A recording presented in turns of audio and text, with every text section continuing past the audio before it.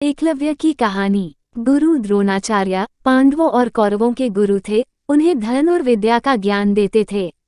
एक दिन एकलव्य, जो कि एक गरीब शूद्र परिवार से थे, द्रोणाचार्य के पास गए और बोले कि गुरुदेव, मुझे भी धनुर्विद्या का ज्ञान प्राप्त करना है। आपसे अनुरोध है कि मुझे भी आपका शिष्य बनाकर धनुर्विद्या का ज्ञान प्रदान करें।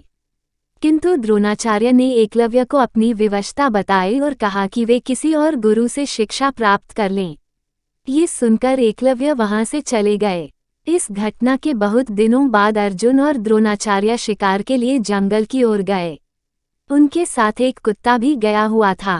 कुत्ता अचानक से दौड़ते हुए एक जगह पर जाकर भौंकने लगा। वह काफी देर तक भौंकता रहा और फिर अचानक ही भौंकना बंद कर दिया।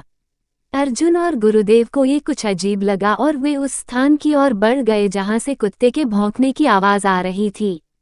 उन्होंने वहां जाकर जो देखा वो एक अविश्वसनीय घटना थी।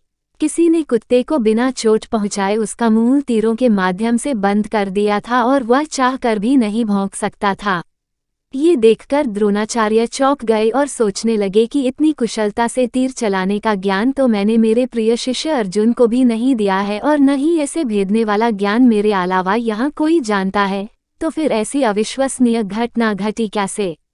तभी सामने से एकलव्य अपने हाथ में तीर कमान पकड़े आ रहा था।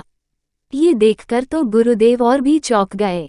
द्रोणाचार्य ने एकलव्य से पूछा, बेटा, तुमने ये सब कैसे कर दिखाया?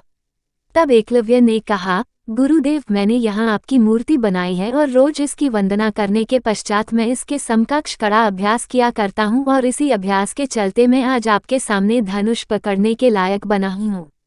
गुरुदेव ने कहा, तुम धन्य हो।